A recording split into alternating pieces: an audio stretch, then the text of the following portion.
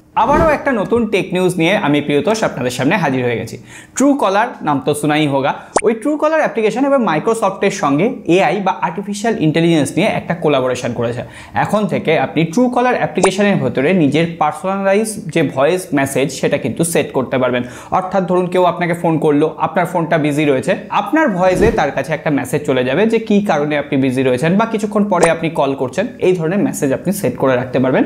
খুবই একটা ভালো আপডেট। কিন্তু আদপে আপনারা ট্রুকলারকে কতজন ভরসা করেন, আপনাদের ফোনে ইনস্টল আছে, অবশ্যই কমেন্ট বক্সে লিখে জানাবেন। আর কমেন্ট বক্সে যখন যাচ্ছেন লাইক বাটনটা প্রেস করার দায়িত্বও কিন্তু আপনার। 1500 লাইক একটা ছোট্ট চাহিদা।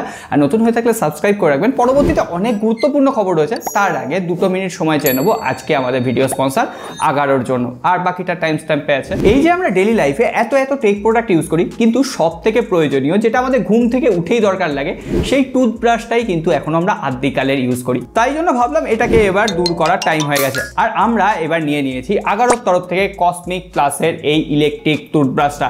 আমি বেশ কিছুদিন ধরেই কিন্তু আগারোর এই ইলেকট্রিক ব্রাশটা ইউজ করছি। প্রথমত নর্মাল টুথব্রাশের ক্ষেত্রে আমরা যখন দাঁত মাজি তখন দাঁতের উপর প্রেশারটা কিন্তু ঠিকঠাকভাবে অ্যাডজাস্ট করতে পারে না নর্মাল টুথব্রাশ। অন্যদিকে আগারোর ইলেকট্রিক টুথব্রাশ 1 মিনিটে 40,000 স্ট্রোক জেনারেট করতে পারে। আর এটার আরেকটা বড় সুবিধা হচ্ছে এটা আপনাকে ম্যানুয়ালি হ্যান্ডেল করতে হবে না। এটা আপনি দাঁতের উপর ধরে রাখবেন, তারপরে এটা ব্রাশ করবে, আর 30 সেকেন্ড পর এখানে একটা টাইমার বাজবে, তখন আপনি পজিশন চেঞ্জ করবেন। অর্থাৎ আমরা যে নর্মাল ব্রাশে ঘুরিয়ে ঘুরিয়ে দাঁত ব্রাশ করি সেটার কোনো প্রয়োজন নেই। এটা অটোমেটিক্যালি ডিটেক্ট করে নেবে, তারপরে এটা পরিষ্কার করে দেবে। এছাড়াও এটা 2 মিনিট পরে অটো শাটডাউনও হয়ে যাবে, ফলে আপনার দাঁতের উপর কিন্তু বেশি ফোর্সও আসবে না। আর দ্বিতীয়ত এখানে যে ব্রাসেল হেডগুলো দেওয়া হয়েছে সেগুলো আপনার দাঁতের সাথে একদম অ্যাডজাস্ট হয়ে যাচ্ছে, ফলে দাঁতের ভেতরে যে নোংরা ময়লাগুলো রয়েছে, যে ডার্ক পার্টিকেলগুলো রয়েছে, সেগুলো কিন্তু বেরিয়ে আসছে। তার থেকেও বড় কথা এটা খুবই সফট, ফলে কিন্তু বেশ কমফোর্টেবল ফিল হচ্ছে। আর বক্সে কি কি রয়েছে, প্রথমত বক্সটা ওপেন করার সঙ্গে সঙ্গে একটা চার্জিং কেবল রয়েছে, তারপরে একটা মেন বক্স রয়েছে, বক্সের ভেতরেই আমাদের আগারোর টুথব্রাশটা রয়েছে, তার সঙ্গে আলাদা 4টে ব্রাশ হেড রয়েছে। অর্থাৎ আপনি চাইলে আপনার ফ্যামিলির আরো 4 জনের সাথে এই ব্রাশটা ব্যবহার করতে পারেন, শুধুমাত্র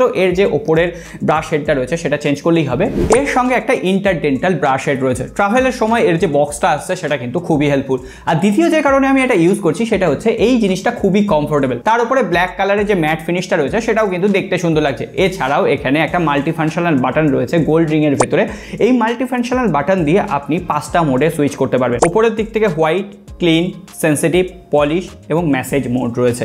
আমি বেশিরভাগ ক্ষেত্রে ক্লিন মোডটা ইউজ করছি। আপনারা চাইলে আপনাদের প্রয়োজন মতো এখানে মোড ব্যবহার করতে পারেন। IPX7 রেটিং রয়েছে, ফলে এটাকে জল দিয়ে পরিষ্কার করতে কোনো রকম অসুবিধা নেই। আর নিচের দিকে একটা চার্জিং পোর্ট রয়েছে। 4 ঘন্টা চার্জ দিলে আপনি আপ টু 25 দিন পর্যন্ত এটাকে ইউজ করতে পারবেন। এবং এটা ডেলি ইউজের উপরেই নির্ভর করে, কতজন ইউজ করছে, কতবার ধরে ইউজ করছে তার উপর। কিন্তু এই সব কিছুর পরে 1 বছরের ওয়ারেন্টি দেওয়া হয়েছে। আমি ডেসক্রিপশন বক্সে লিঙ্ক দিয়ে রাখবো, অবশ্যই গিয়ে একবার প্রোডাক্টটা চেক আউট করতে পারেন। হোয়াটসঅ্যাপের তরফ থেকে 2টো জরুরি আপডেট এসেছে। এখন থেকে আপনি চাইলেই হোয়াটসঅ্যাপ চ্যানেল বা হোয়াটসঅ্যাপ কমিউনিটির যে অ্যাডমিন রয়েছে সেই কন্ট্রোলটা ট্রান্সফার করতে পারবেন। অর্থাৎ ওনার ট্রান্সফারশিপ এখন কিন্তু হোয়াটসঅ্যাপে অ্যাভেলেবেল হয়ে গেছে, যদিও এখন সেটা বেটা পর্যায়ে রয়েছে। খুব তাড়াতাড়ি সেটা স্টেবল পর্যায়ে চলে আসবে। আর অলরেডি কিন্তু আমাদের হোয়াটসঅ্যাপের উপর একটা চ্যানেল আমরা খুলেছি টেক বেঙ্গলি নামে, আপনারা চাইলে সার্চ করে জয়েন করে নিতে পারেন। আর তাছাড়াও হোয়াটসঅ্যাপে এবার আর্টিফিশিয়াল ইন্টেলিজেন্সের ফিচার যুক্ত হতে চলেছে। এখন থেকে এআই দিয়ে আপনি হোয়াটসঅ্যাপের প্রোফাইল পিকচার তৈরি করতে পারবেন। ওই অ্যাভাটার আমরা ক্রিয়েট করি সেই ধরনের অ্যাভাটার ক্রিয়েট করা যাচ্ছে। খুবই ভালো একটা আপডেট। তারপরে আমাদের প্রোফাইলে আসুক, তারপরে অবশ্যই ভিডিও বানানো যাবে।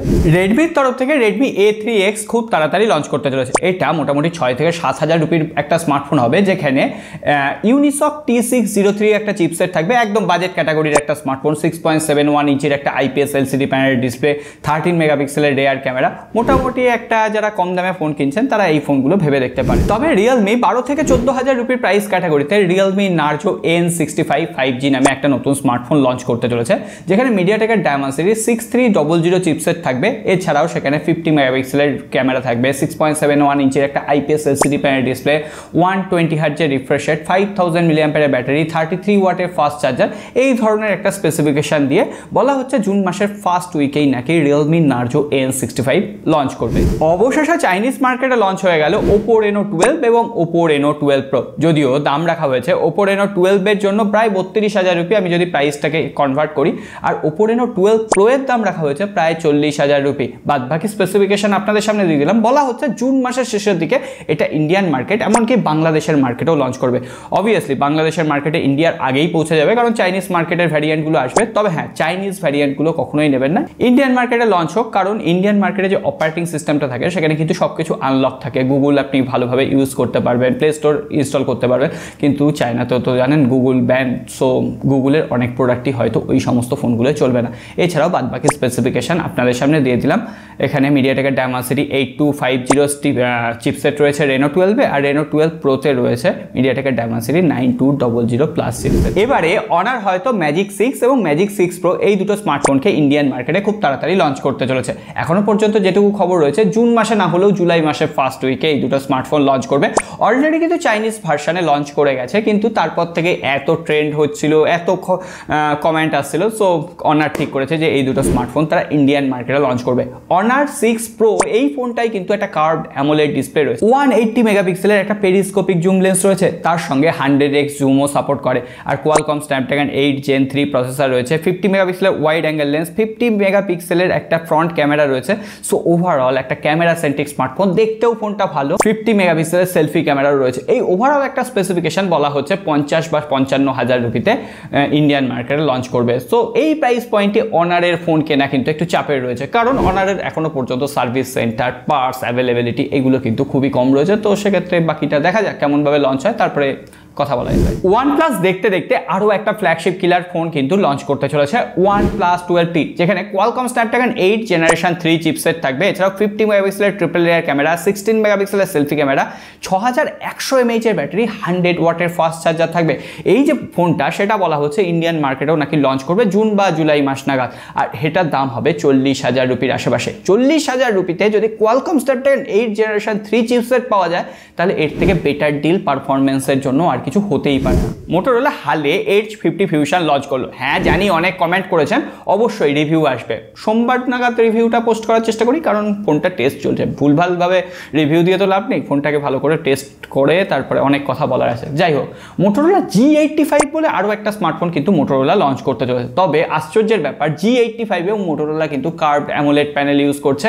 হয়তো 144 হার্টজেরই রিফ্রেশার থাকবে, তবে যে প্রসেসরটা সেটা একটু মিড রেঞ্জের হবে, কোয়ালকম স্ন্যাপড্রাগন 4 জেনারেশন 2। এর সঙ্গে সেখানে 50 মেগাপিক্সেলের ওআইএস ক্যামেরা থাকবে বলা হচ্ছে, বেগান লেদার ডিজাইন থাকবে, আর অলরেডি ফোনটা BIS সার্টিফিকেশন সেকশনে এনলিস্টেড হয়ে গেছে। মোটোরোলা কিন্তু খুবই অ্যাগ্রেসিভ কাজ করছে, এটা বলাই যায়। এরপর তাহলে স্যামসাং এর খবরে চলে আসি। স্যামসাং গ্যালাক্সি S26 সিরিজ, হ্যাঁ S24 অলরেডি লঞ্চ হয়েছে, S25 নয়, S26 সিরিজে আমরা 2nm এক্সিনোসের 2600 চিপসেট দেখতে পাবো।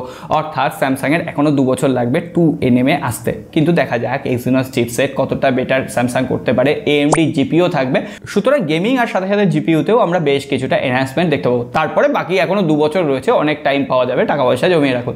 কিন্তু তার থেকেও বড় কথা, স্যামসাং A83 ফোনটাকে নাকি লঞ্চ করতে চলেছে। অলরেডি ফোনটা বিভিন্ন সার্টিফিকেশন সেকশনে দেখা গেছে। একসময় স্যামসাং এর A80 ফোনটাকে মনে আছে, ওই ফ্লিপ হয়ে ক্যামেরা ঘুরে যেত, স্যামসাং এর একদম দারুণ ফোন ছিল। তবে ওই ফোনটা ফ্লপ হয়েছিল, ফোনটা যথেষ্ট ওভার প্রাইস ছিল। কোয়ালকম স্ন্যাপড্রাগন 730 চিপসেট ছিল, মোটামুটি ফোনটার দাম ছিল প্রায় 50,000 রুপির আশেপাশে। সো ওই সিরিজের হাত ধরেই কিন্তু স্যামসাং এবার A83 লঞ্চ করতে চলেছে, কিন্তু এখনো পর্যন্ত কোনো রকম স্পেসিফিকেশন ডিটেলস জানা নেই। স্যামসাং যদি আবার সেই পুরোনো যুগের ওই ধরনের একটা স্মার্টফোন তৈরি করতে পারে, একটা নতুন ইনোভেশন আনতে পারে, তাহলে এর থেকে ভালো কিছু হতে পারে না। স্মার্টফোন মার্কেটে নতুন কোনো ইনোভেশন নেই, সব কিছু পুরোনো হয়ে গেছে। IP68 রেটিং, কার্ভ ডিসপ্লে, এখন তো 15,000 রুপির ফোনেও পাওয়া যায়, তো সেগুলো এখন খুবই কমন ব্যাপার হয়ে গেছে। তো এই একটা স্মার্টফোনের ঝলক কিন্তু খুবই দরকার। কিন্তু আরও একটা সুখবর দিয়ে দিই, স্যামসাংয়ে যারা পুরনো ডিভাইস ইউজ করছেন, বিশেষ করে স্যামসাং A52 আর বাজেট ফোন হিসেবে স্যামসাংয়ের A15, এই দুটো স্মার্টফোনের ক্ষেত্রেই স্যামসাং One UI 6.1 এর আপডেট কিন্তু রোল আউট করে দিয়েছে। কিন্তু এখনও পর্যন্ত আমার কাছে খবর নেই যে ওখানে AI বা আর্টিফিশিয়াল ইন্টেলিজেন্সের ফিচারগুলো স্যামসাং অ্যাড করেছে কিনা। যদি অ্যাড করে থাকে, আপনারা যদি আপডেট করে থাকেন, অবশ্যই কমেন্ট বক্সে জানিয়ে যাবেন, তাহলে বুঝতে পারবো, তাহলে অনেকেই উপকৃত হবে কমেন্ট বক্স থেকে। যাই হোক, আজকে আর কথা বাড়ছে না, সকলে ভালো থাকবেন, সুস্থ থাকবেন, লাইক বাটনটা প্রেস করে যাবেন। দেখা হবে আগামী পর্বে।